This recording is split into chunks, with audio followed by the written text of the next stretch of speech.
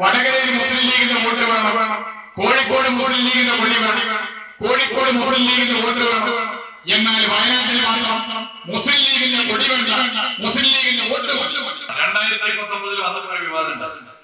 കോൺഗ്രസിന്റെ കൊടി മാത്രം പുറത്തെടുത്തിട്ടുള്ളൂ, മുസ്ലിം ലീഗിന്റെ കൊടി പുറത്തെടുക്കാൻ സമ്മതിച്ചിട്ടില്ല. ഇത് വലിയ വിവാദമായിരുന്നു. ഏതൊരു രാഷ്ട്രീയ പാർട്ടിക്കും അവരുടെ പതാക കൊടി പിടിക്കാനുള്ള അവകാശമുണ്ട്. അത് കോൺഗ്രസ് ആയിക്കൊള്ളട്ടെ, മുസ്ലിം ലീഗ് ആയിക്കൊള്ളട്ടെ, BJP ആയിക്കൊള്ളട്ടെ, ഇടതുപക്ഷ പ്രസ്ഥാനത്തുള്ള പാർട്ടികളായിക്കൊള്ളട്ടെ. എന്നാൽ അവർ വിശ്വസിക്കുന്ന മുന്നണിയുടെ സ്ഥാനാർത്ഥി നോമിനേഷൻ കൊടുക്കാൻ വരുമ്പോൾ ആ കൊടി കീശയിൽ നിന്നും പുറത്തെടുക്കാൻ അനുവദിച്ചില്ല എന്നൊക്കെ പറഞ്ഞ് എവിടെയെത്തി. അതിന് ഇത്തവണ ചെറിയൊരു മാറ്റം വരും. ആ മാറ്റം ഒരു പാർട്ടിയുടെയും കൊടി വേണ്ട, ഒരു പാർട്ടിയുടെയും കൊടി വേണ്ട, കോൺഗ്രസിന്റെ കൊടിയും വേണ്ട, മുസ്ലിം ലീഗിന്റെ കൊടിയും വേണ്ട. അപ്പൊ ഇനിയിപ്പോ മുസ്ലിം ലീഗിന് മാത്രമായിട്ട് പരാതി വേണ്ട, കാരണം കോൺഗ്രസിന്റെയും കൊടിയുന്നില്ല, പകരം പ്ലക്കാർഡ്. അതിന് കോൺഗ്രസ് നേതാക്കന്മാർ നൽകിയ വിശദീകരണം ഇതൊരു പുതിയ ശൈലിയാണ്. ഇവിടെ ഞങ്ങൾക്ക് പ്രത്യേകിച്ച് കൊടിയുടെ ആവശ്യം, കാരണം ഞങ്ങളുടെ സ്ഥാനാർത്ഥി എല്ലാവരുടെയും മനസ്സിൽ പതിഞ്ഞു കഴിഞ്ഞു. 20 ലോക്സഭാ സീറ്റിൽ UDF സ്ഥാനാർത്ഥികൾ മത്സരിക്കുന്നു.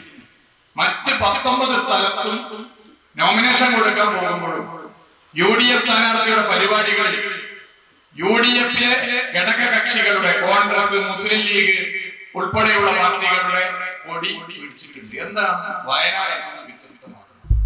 അപ്പൊ വയനാട്ടിൽ പറഞ്ഞതുപോലെ ഇവിടെ ഞങ്ങളുടെ സ്ഥാനാർത്ഥിയുടെ ചിത്രം, ഞങ്ങളുടെ സ്ഥാനാർത്ഥി ജനങ്ങളുടെ മനസ്സിലാണെന്ന് പറയുമ്പോൾ മറ്റ് 19 സ്ഥലത്തും കൊടി പിടിച്ചത് അവിടെ മനസ്സിലല്ലാത്തത് കൊണ്ടാണ്.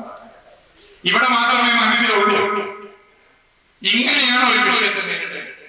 ഉത്തരേന്ത്യയിൽ BJP പ്രചരിപ്പിക്കും ഇന്ന കാര്യങ്ങൾ എന്നുള്ളത് കൊണ്ട് സ്വന്തം കൊടി പിടിക്കുന്നതിൽ നിന്ന് പുറകോട്ട് പോകാൻ കോൺഗ്രസ് തയ്യാറാകുന്നത് എവിടേക്ക് നാടെത്തി? കോൺഗ്രസിന്റെ കൊടി പിടിക്കാത്തതിന് കാരണം മുസ്ലിം ലീഗിന് കൊടി പിടിപ്പിക്കാതിരിക്കാൻ വേണ്ടിയിട്ടാണ്. മുസ്ലിം ലീഗിന്റെ ഭരണഘടനയും അഭിമാനകരമായ അസ്തിത്വം സംരക്ഷിക്കണമെന്ന് പ്രത്യേകം പറഞ്ഞിട്ടുണ്ട്. രാജ്യത്തിന്റെ ഭരണഘടന തകർക്കുന്നതിനുള്ള പോരാട്ടത്തിലാണ് മുസ്ലിം ലീഗ് എന്നാണ് മുസ്ലിം ലീഗ് പ്രഖ്യാപിക്കുന്നത്.